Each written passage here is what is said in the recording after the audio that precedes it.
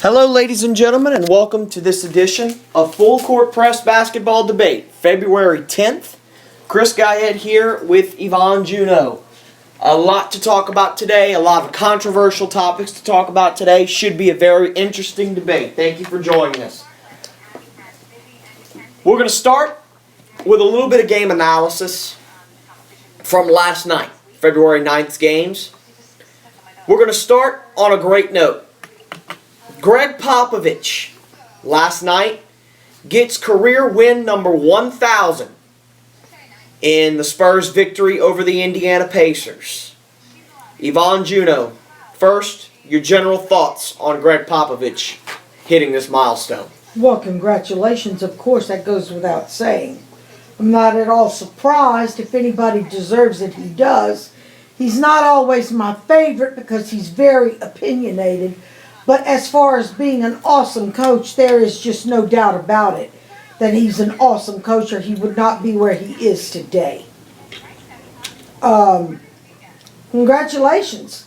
And congratulations on the Spurs win, because I was getting worried there for a little while within the last 2 or 3 weeks. They've lost a couple of games that I thought were surefire wins, but obviously they just had a bad night that night. But congratulations to him. They only won by 2, but it only takes 1 point to win. Look, this man's one of the greatest ever. We'll talk about that in question B. Without a doubt, he puts teams together without superstars. He's a great team builder. He's a great leader. He motivates well. He coaches well. Gregg Popovich does about everything well. And for him to hit 1,000 wins, it's a milestone. And of course, he gave all the credit to his team in classic Gregg Popovich form. As he should. Tim Duncan has been there for 946 of these 1,000 wins. Wow. That is the most wins between a player and coach in NBA history. It's just fantastic. It's great to see. I'm sure he'll hit 1,100 before it's all said and done. But no, congratulations. This man is so deserving of this. He's great. I mean, what more is there to say? You look for him to retire? Not anytime soon. Now that he's hit this milestone? Not anytime soon. I don't think so either. I think he's going to coach till he can't coach anymore. I think he's good for at least another 3 to 5 years, don't you? Yeah. I do too. Question B, do you have any idea how old he is? I couldn't tell you. Pop's in his 60s, huh? I would think. Okay. Where is Gregg Popovich on your greatest head coaches list, and why? Oh my God, don't do that to me. I know he's in the top 5. To me. I mean,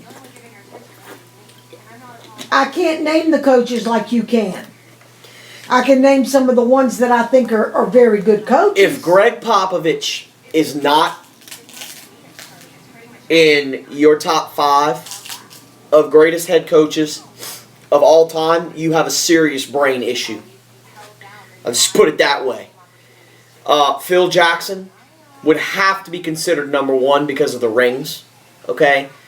Is that what you're basing it on? I'm basing it on the fact that the closest guy to him is this man, Gregg Popovich. And Popovich has 5 rings. Phil Jackson has twice that many plus 1. Okay, but you're basing it on the rings. It says something about a head coach when you have 11 rings. When you have 1 or 2 rings, it doesn't necessarily speak about the coach. When you have 11 with 3 different teams, that says something about your coaching ability. Okay. I had forgotten about that because I was going to say, it's the team running up and down the court that's making the rings. It is. Okay? But when you can do it with multiple teams. If you do it with one team, you can say that you just got along really well and did well with that one team. Phil Jackson. But to do it with 3 different teams, yeah. The great Larry Brown, who's now coaching NCAA at Southern Methodist. Doc Rivers. Gregg Popovich. I mean, let's go beyond that. I mean, Number one is I don't Coach think. K. Well, that's college. I know, but you have to say the greatest coach ever for basketball is Coach K. Well, yeah. Okay. That's my opinion. Most people say John Wooden. I don't think so. I think Coach K. it's Coach K. The great Dean Smith, who just passed away on Sunday. May he rest in peace. Again, top 10 head coaches ever. He's in my top 5, Dean Smith is. I mean, if you want to talk all around basketball, not just the NBA, Mike Krzyzewski, Dean Smith, Greg Popovich, Phil Jackson, Doc Rivers, Bill Self, Roy Williams, John Wooden. I mean, there's so many, but if Right. you're talking NBA, If you're talking, when you say basketball coach, I know we're talking NBA, but I had to throw Coach K in if there. Greg Popovich is not in your top 5 NBA coaches of all time, you need to go get checked out by a doctor. Right. That's where I'm going with this. So congratulations to Coach Pop. Congratulations to the Spurs. Y'all deserve it. Much love. The Clippers, we know they're going through a lot right now. The Chris Paul issue, which we'll talk about very in-depth. Blake Griffin with his staph infection, which again we'll talk about very in-depth. But without Blake Griffin, they topped the Dallas Mavericks last night. So Yvonne. And I got it wrong big time. So Yvonne, And so did you. what, if anything, does this game show you? Okay. Before I can answer that question, we're going to go back to our same original topic that we discuss every week. I don't have the stats. I don't know the stats. You're going to ask me Chris Paul stats. That's right. 25 points, 13 assists, 6 rebounds. There you go. That's why we won. Because he did. You're looking at me No, like... I'm not arguing it. Oh, okay. Because he did not do what a point guard's supposed to do. As you are so fond of saying. Okay? He played and shot and made the points and did what he had to do to win the game. Which proves my point, Chris, that he can when he wants to and the situation presents itself. I've never doubted it. Okay? In fact, I've encouraged him to step up, if anything. Correct. But he did it only because Blake is out of commission. I don't know about that. Okay, now wait a minute. This brings up a very interesting, controversial point here. We both know he can do it. Whether Blake's on the floor or Blake's not on the floor. Which brings us back to the same damn question that we discuss every time. That is not the point guard's job. Should he take over for Blake and go around Blake and do what he has to do? Or should he be passing off every time to Blake and setting it up so that Blake can make the shot? I can answer that question with 3 very simple points. Number 1, did they win the game? Yeah, By a lot. 16 points, if you want to be exact. yeah, In Dallas, on the road. yeah. Dallas, by the way, was With all of this on Chris's mind. Dallas, by the way, was an 8.5 point favorite going Yep. into this game. The Clippers doubled that in their direction Yep. without Blake Griffin. So what Yeah. does that tell you? Should Chris Paul take over? I think so. I think so. I don't think you can give that a second thought. But Chris Paul, as good of a game as he had, was not my player of the game. I'm sorry. DeAndre Jordan? Of course. In her bloodstream. Chris Paul is not my player of the game. DeAndre Jordan in this game. 22 points. 27 rebounds. 27? 27 rebounds. Granted, this is without Tyson Chandler in the game because he went down at the beginning of the game. What happened? Okay, he's got something with his ankle. Monte Ellis has something with his hamstring. Oh my God, everyone is so hurt. For the So, last few years, it's been after All-Star break. This is happening now before the All-Star break. You realize how many people are hurt? here's what I'm going to say about Chris Paul, because Chris Paul is not my favorite person in the world right now. I'm not going to deny his great performance in this game. I'm not going to take any credit from his performance in this game. I'm just going to say that I want to see him do it with Rajon Rondo guarding him. That's all I'm going to say. Because 25, 13, and 6. Great. Do it with Rondo on the floor. Do it with an intimidating force guarding you. I want to see it. I want to see it. That still doesn't answer, and we still have the same controversy about what is the actual responsibility and position. It depends on the player. Okay. It depends on who he's up against. It depends on the player and the situation. And who he's up against. Yep. And you stand by that. Yep. Okay. Well, on that, we can agree. So, what this game shows me is two very astounding things. Number one, the Clippers can win a big game, which they haven't done all year long. Without Blake. And number two, the Clippers are better without Blake Griffin. Sorry, Clippers fans, because I'm one myself. I like the Clippers. They're better without Blake Griffin. Well, you've been saying since the season started that, and we've been having this controversial debate, you and I, about what the responsibility of a point guard is, and I keep saying, according to the rule book and everything, he's supposed to pass it off. And you've been saying, and I'm going to have to concede that you were right based on last night's game. I don't say that very often, especially about Chris Paul, because you know how much I love Chris Paul. Not so much in the last week or so, okay, which we will talk more in depth about later. But you've been saying, but he has been missing opportunities that the basket's right in front of him and he could be taking shots. Not just the baskets right in front of him, Yvonne. Situational opportunities. You're going up against J.J. Barea. Take him to school, Chris. Situational opportunities. He's just been passing it up. Come on. Come on. Last night he didn't. I know. And look what happens. That's all I'm saying. Carmelo Anthony irritates a knee injury. That is now questionable for the All-Star game. Poor Yvonne, Melo. your thoughts? You know what? I'm going to make this real simple about Carmelo Anthony. Okay? I'm going to make this real simple about Carmelo Anthony. If the poor boy didn't have bad luck these days, he wouldn't have any luck at all. I mean, he can't catch a break to save his life.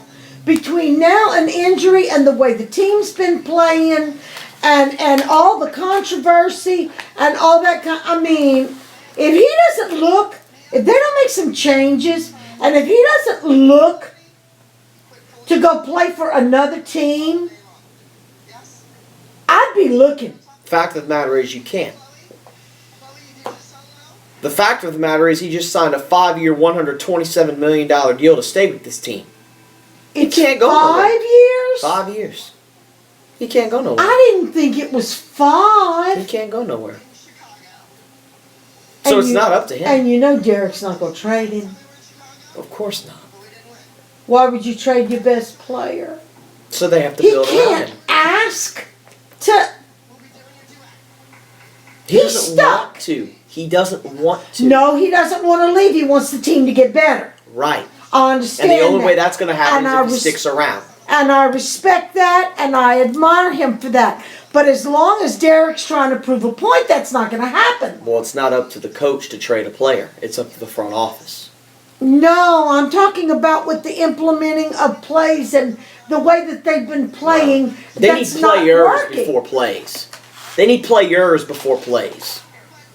Okay? Who you want them to get rid of? Their whole damn team. Besides Carmelo Anthony, Langston Galloway, and Tim Hardaway Jr. and Jason Smith. Screw Amari Stoudemire, okay? He's old. He's washed up. But Why are you giving... What has he done? he's got some good numbers up there. Really? Yeah. He does? 9.5 points per game? That's a good number? No, but he does. Okay. That's an average overall. There's Amari Stoudemire should be better than average, is my point. Okay. All right. Well, now that I can't argue. Get That a whole I new can't damn argue. team. I can't argue with that. And put the ones that are on the floor now on the bench. Not all of them, no. Langston Galloway, the way he's been performing, he deserves to start for that team. Okay? He deserves to start. Tim Hardaway Jr. deserves to start. Of course, Carmelo Anthony starts. Of course. But other than that, what else do you have? You no longer have J.R. Smith. You no longer have Iman Shumpert. Amari Stoudemire is useless because of injuries, okay, and other situations, okay? It's useless. You build a team around Carmelo Anthony. Okay. Your mama's on her way, but she's running a little late. Elena's going to get here first. Memphis topples Atlanta. Well, somebody had to eventually. So, New Orleans broke Atlanta's streak. Okay. Then Atlanta beat Golden State. Right. Then Memphis beat Atlanta. You pick. Now, do you realize how bizarre that is? You picked You realize Atlanta. how bizarre that is? You picked New Atlanta. Orleans beat the number one team. I mean, it's like they're playing musical number one. You picked Atlanta in this game. I picked Memphis. Uh-huh. The question is not how Memphis won. The question is not anything like that. Okay?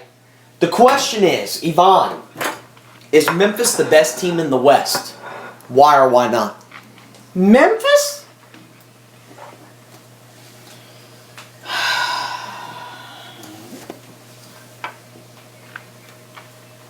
That's a tough question. That's really a tough question.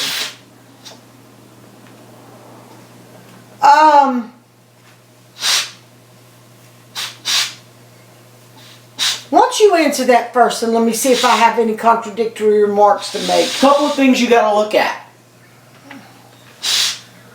Number one, the division they play in.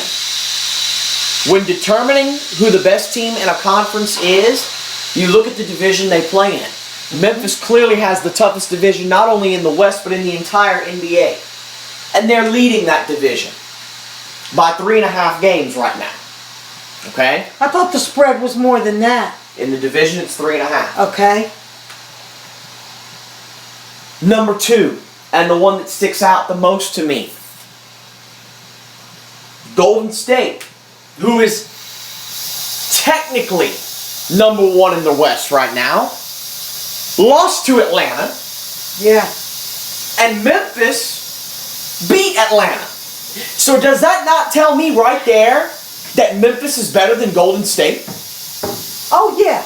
And those two just happen to be number 1 and 2 in the West. Right. So does that not tell me right there that Memphis is the best team in the West? Well, if it's a contest or if it has anything to do with deciding which one is better, Memphis or Golden State, that's a very easy thing to decide because Golden State is very one-dimensional. If they can't make three-point shots, they can't win. Right now, yes, Memphis is the best team in the West. But what Memphis has a bad habit of doing around All-Star break is getting comfortable. In the Western Conference, you have no comfort. Right, but we're talking about at this particular moment in time. Right now, I believe Memphis is the best team in the West. And I don't even think Golden State is second best. I don't. Who would you put at second? Right now, I would put Portland at second. Okay. Portland's lost a couple of big games. Portland beat Houston in Houston. Yeah. Okay. Despite James Harden scoring 45 points, Portland beat Houston. Okay. Now, you could argue that says more about Houston than it does Portland. Right. But, I don't know. As far as Memphis goes, they're easily the best team in the West. They did what Golden State could not do, and that's beat Atlanta. So that right there tells me that Memphis has an edge over Golden State. Okay. That's what that tells me. So there's no doubt in my mind Memphis is at this particular moment in time, I would say that Memphis is. And what do you attribute them? You said during the All-Star break they have a tendency to get comfortable. What do you attribute that to? Their lack of play, their lack of continuity? No, that's a their lack mindset. of... That's a mindset. Okay. Starts in the head. Everything you do on the court starts in the head. You have to think about what you're going to do before you do it. Right. You have to have a mindset of, you know what, there's no comfort here. We got to go out and win every game. And if you don't have that mindset, you're not going to win every game. Right. That's just a fact. Right. So it starts in the head. Okay? They can't get comfortable. They can't. They can't afford to. With the division they play in, with the Spurs coming up, okay? Right. Dallas and Houston and Portland and Golden State and all these teams, you can't get comfortable. There's no room for it. No room for it. Okay. But right now, yes, they are the best in the West, in my estimation. Kevin Love. We're going to talk about who you think is the best in the East? Right at this particular moment in time, I don't think there's a doubt of who's the best in the East. And there shouldn't be a doubt. It's the Atlanta Hawks. Okay. Just wanted to make sure we were on the same page about that one. But they better be careful of Cleveland. And they better be careful of Chicago. How many are they behind? Well, Atlanta has a 6-game lead in the East right now. Okay. So they're fine right now. Right now. But less than a week ago, they had a 8-game lead. Kevin Love scores a season-high 32 points as Cleveland beats the Lakers. Now, we expected Cleveland to beat the Lakers. We expected it to be a pretty easy game for them. Okay? With no Kobe Bryant, you could see it coming. How dangerous is Cleveland right now? Dangerous? In regards to what? Making it to the top? Yes.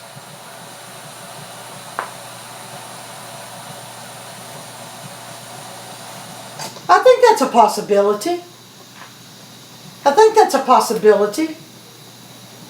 I don't know who the lineup is for them to continue to play and what kind of games they got coming up, but there's always, and this is going to sound, I'm not sure how you're going to take this, but anytime you've got LeBron on your team, there's always a possibility you're going to rise to the top. Of course there is. Okay. So we do agree on that.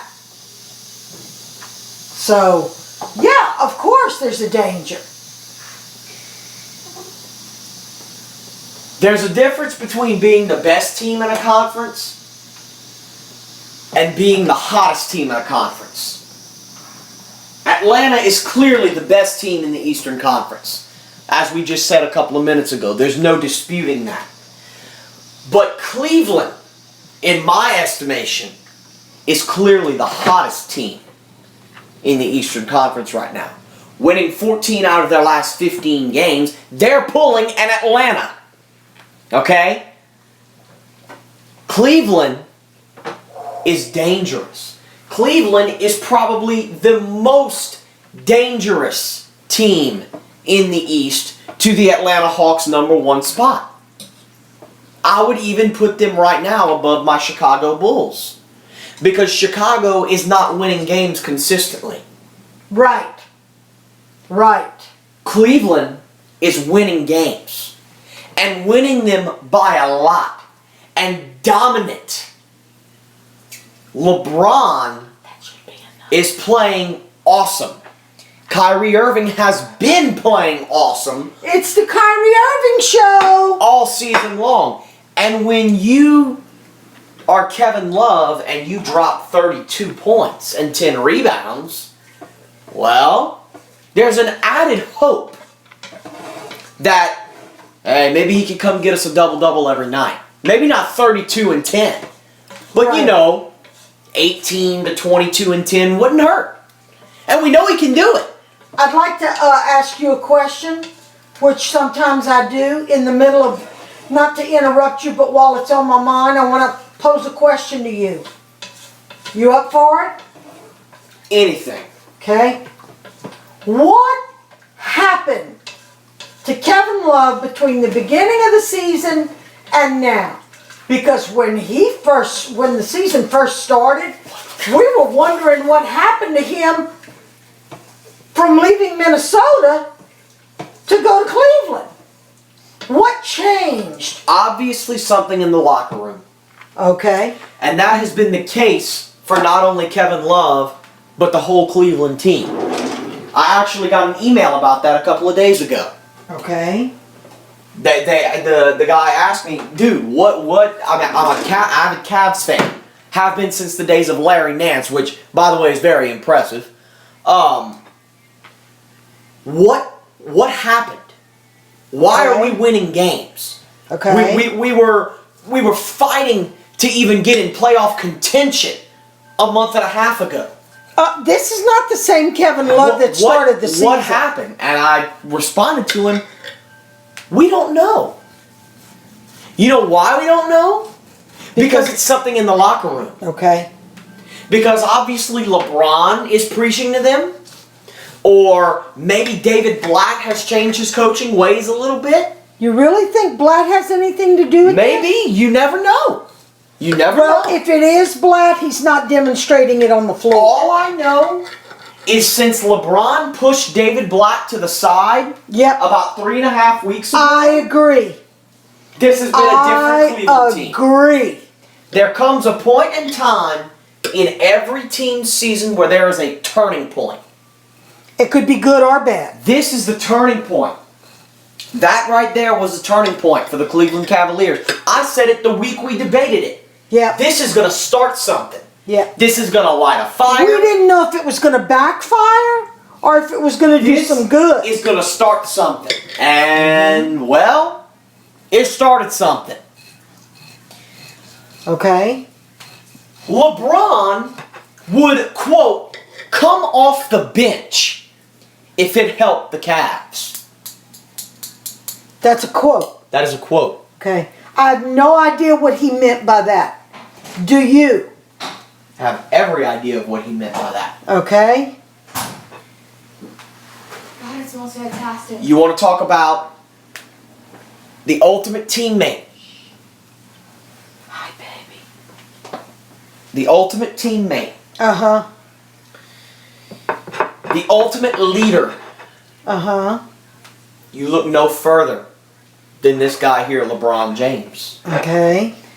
What he is saying is that he is willing to do whatever it takes, even if that means him coming off of the bench to win games. But he's not on the bench. I don't understand He's what that posing means. a hypothetical, Yvonne. Oh. If I had thought to come he was off the bench, I'd do it. Okay. Okay. Okay. If it meant winning games, he Okay. would come off the bench. That's the ultimate teammate. Okay. That's the ultimate winner. I thought he meant by that, even during his rest breaks, if he has to play the whole game and not take a break, then he would do it if it meant winning a game. He'd do that too. In essence, isn't that what he's saying? No. What he's saying is he wouldn't start. If they needed me to come off the bench, if that would help win games, I'd do it. Oh. I'm willing to do whatever it takes to win basketball Okay, games. now you see, I never read it like that. It's the ultimate team player right there. Taking a back seat. Stop that for a minute. All right. It's the ultimate team player, man. I mean, you can't put a value on that. That's just willing to do whatever it takes to win games, and that's what it takes to win championships. Yeah, but wait a minute. Isn't that the way everybody's supposed to feel? Yeah, they're supposed to feel that way, but that's not the way everybody feels. Of course not. Because so many of the players play the me game instead of the team game. New York Knicks owner James Dolan received an email from an upset fan. Okay. Owner? Yes, the owner. He's the owner. Yes. Okay. Received an email from an upset fan that basically crucified James Dolan on everything he's done with the Knicks. Apparently this fan has been a Knicks fan for 60 years. Oh. Okay. And he basically told James Dolan that you're screwing up the franchise. Okay. Well, James Dolan replied to this email very bluntly and ended it with the quote, "If you're not happy with the Knicks, you can root for the Brooklyn Nets." Yvonne Juno, your thoughts on the quote? I think that's a shame. That's a shame. An owner should not be making that kind of statement. No, it was not nice of the fan to send him that kind of email. No, it was not. But let's be perfectly honest. This is, from the sounds of it, an older gentleman who feels very passionately about his Knicks, has probably been watching the Knicks his whole life. And after all, he's a fan. He's got a right to express himself, doesn't he? We all do. How unprofessional of the owner to make that kind of statement. I don't care what you have to say about a player, a team, a coach, whatever. If it goes all the way up the ladder to the owner should be the person who defends his team in a very professional, diplomatic, politically correct way. That was not the way to handle it. Sorry. And I would say that no matter what team it was. I would say that if Doc Rivers had done that, the difference is Doc Rivers wouldn't do something like that. I would say that if Michael Jordan had done it, Michael Jordan wouldn't do something like that. They would not say, whether it be from a coaching aspect, an owner's aspect, but especially an owner.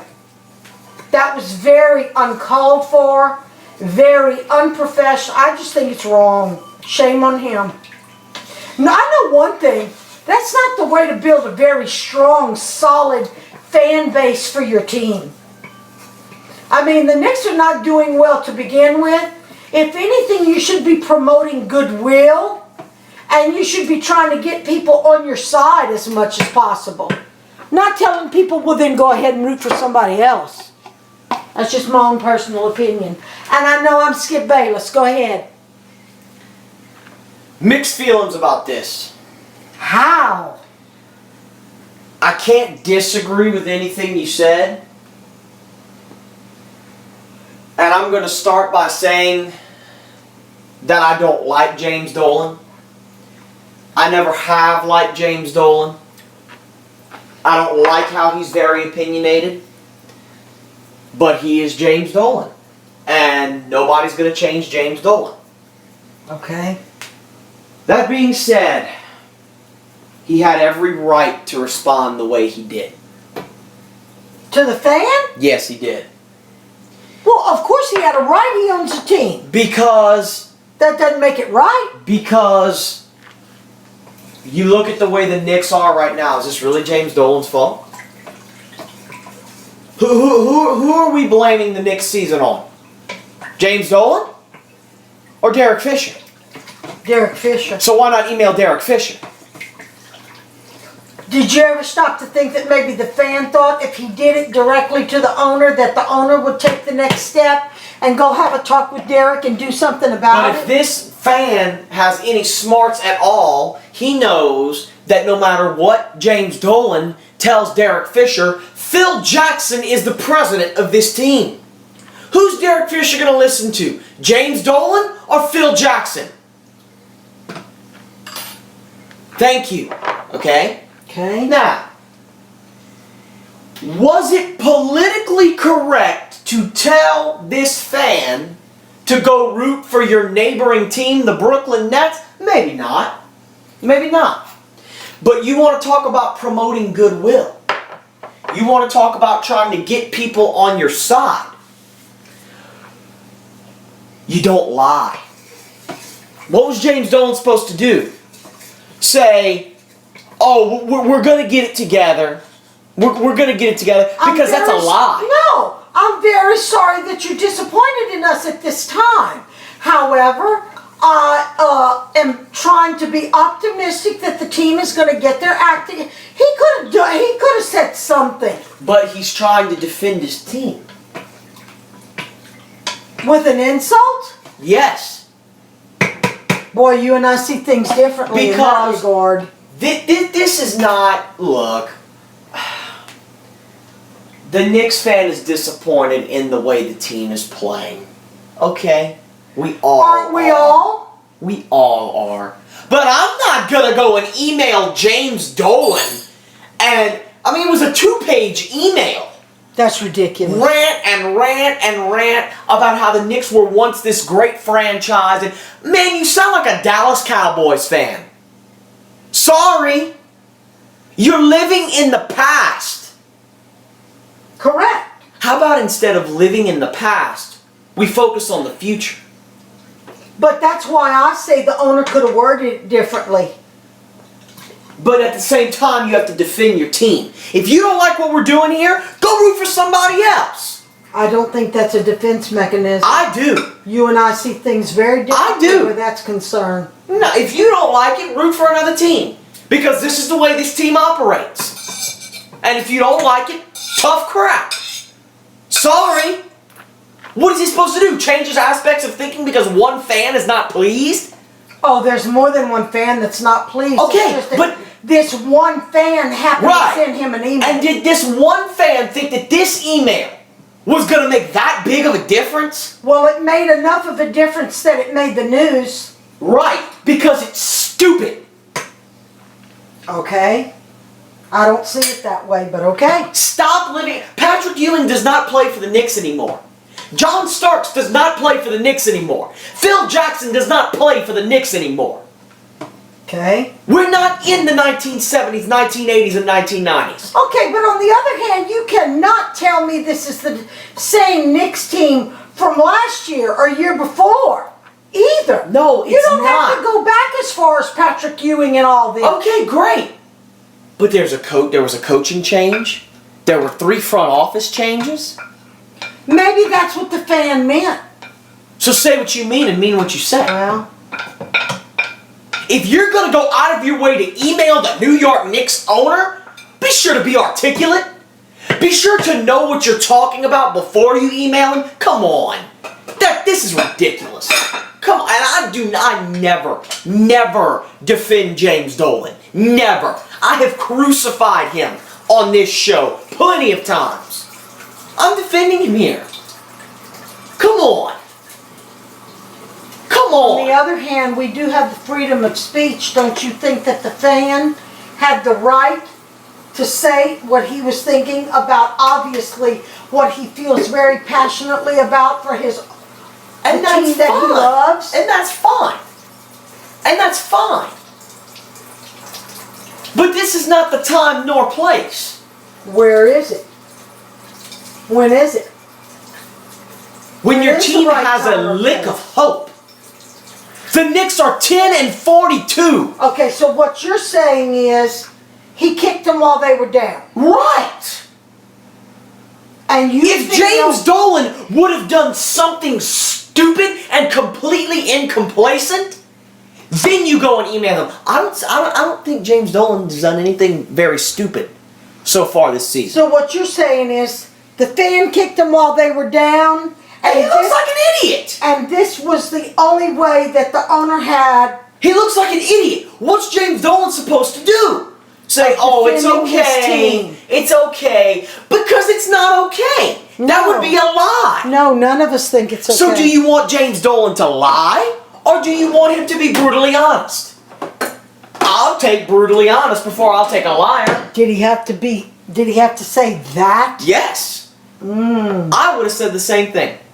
If you're not happy with the way my organization operates, then you can go root for somebody else because we have 10 million Knicks fans. You, sir, are not going to make a difference of how I run my day. And out of those 10 million Knicks fans, do you think there's anybody that's happy with the way the Knicks are playing? No, and they shouldn't be. Okay. But is that on James Dolan or Derek Fisher? Thank you. Thank you. It's Derek Fisher. Thank you. But my question is, as the owner, shouldn't you be telling Derek Fisher that he's not handling things properly? Sure, and maybe he is. We don't know if he is or if he isn't. But I'm going to say again, in between James Dolan and Derek Fisher, you've got an X factor, Yvonne. And that X factor just happens to have 11 championship rings as a head coach. His name is Phil Jackson. Yeah. So who's Derek Fisher going to listen to? James Dolan? You don't honestly think Phil Jackson is the one that's making him still try to do the triangle offense? I don't think Phil Jackson is making him do anything. Okay. You think he's in support of still trying to pursue this? I don't know. Well, I guess that's something we'll never know. Right. That's going to conclude part one. Part two's coming at you next.